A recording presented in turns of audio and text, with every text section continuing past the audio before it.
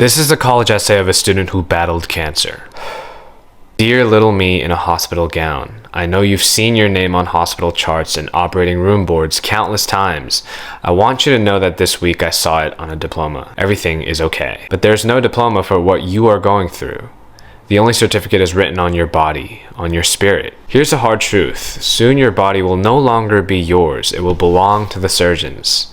Your friends will go to the movies. You will go to clinics, drained of life by a seemingly invisible killer. They'll dress up in ball gowns and dance. You'll dress up in hospital gowns, alone, your only company the mechanical shriek of a magnetic tube. The tests at a desk will be easier than the ones outside of school. I cannot offer you a cure to your current suffering, but I can tell you that living in fear will only make it worse. On May 18th, the eve of your first major surgery, you will feel like giving up. You'll hope just for a few minutes that the tumor will take over. You must keep fighting. You have the strength to work through the pain and emerge a better person. Your body will be your syllabus, and each time something happens to it, you will learn and be inspired to research even more. This moment will push you into the library where you will read hundreds of journal articles and sit mesmerized by surgery videos. You will learn to locate Cowlett's triangle, identify gallstones on a sonogram, and know exactly why that slice of cheesecake made you particularly nauseous. As you come to know your body, you will take it back. With each turn of the page, you'll recover yourself. In 11th grade, you will go to the hospital again and again, but now to help other children, to play Uno with toddlers preparing for flu shots. You will return to the OR, this time awake, and experience the transcendent beauty of a perfectly excised glioblastoma. You will someday walk through the doors of the operating room, now a surgeon, and your knowledge and experience will help others to recover their bodies, to find their strength, or at least that's our current plan. You will help animals too. Each summer you will travel to Utah to support and love all of the creatures at Best Friends Animal Society, many struggling like you are now. I know that your current world is nothing but machines and the sting of fluorescent lights, but in mere months you will be surrounded by the infinite awe of mammoth redstone canyons and the glow of perfect twinkling stars. When you, captain of the softball team, slam a bright yellow ball into the outfield, driving in the winning run, and when you hoist 225 pounds of solid steel straight in the air at a powerlifting competition, that thought hasn't crossed your mind yet, I know, but trust me, it's an amazing feeling. Acknowledge your past pain and recognize the strides you've taken. Know that though I've left you behind, I will never forget you. You were with me when I lifted the bar, when I hit the home run, each time I returned to the hospital.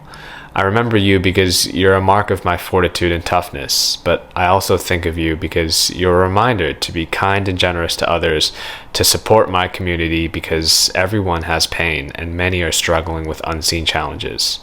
You're going to be okay. This spring, we'll trade your itchy cotton hospital gown for a beautiful blue satin one, and this one comes with a funny square hat. That was one of the most beautiful essays that I've ever read, I think. The student not only wrote a beautiful essay, but she also had the research and the experience to back it up. Here it says, in summer and fall of 2022, she did research on genetic epilepsy in mice as a seizure model, which she submitted to the American Academy of Neurology's 22 to 23 Neuroscience Research Prize. During the summer of 2022, she interned under Dr. Theodore Schwartz Epilepsy Research Lab in the Department of Neurosurgery. In spring of 2022, she did research on KCNQ2 and KCNQ3 related proteins as a treatment for patients with acute subdural hematoma presenting with injury-related epilepsy. During the summer of 2021, she did research on 5-ALA fluorescence and blue light headlamp and loop combination for easier, more economic removal of high-grade glioma. In the spring of 2021, she wrote an article, Why Do Benzodiazepines Act in a Time-Dependent Way? On top of her impressive ass science research, she also writes poetry. Here's a piece that she wrote, titled The Succulent. Sits atop its sparse Sahara at sunset, succulent stomata all set to spread. Echeveria pulvinata, Aloe barbadensis Miller, and Cactushae spread the sense of the word, as the cylindrical structure of the sprigs form a phyllotaxis. The stomata stay open until sunbeams singe their skin, a method of efficient photosynthesis. Until the sparkle of the sun shuts their cells, a function of their crassulation acid metabolisms. The succulent's specialized epidermal cells are subsumed under the simplification of soft skin serried with sharp spikes.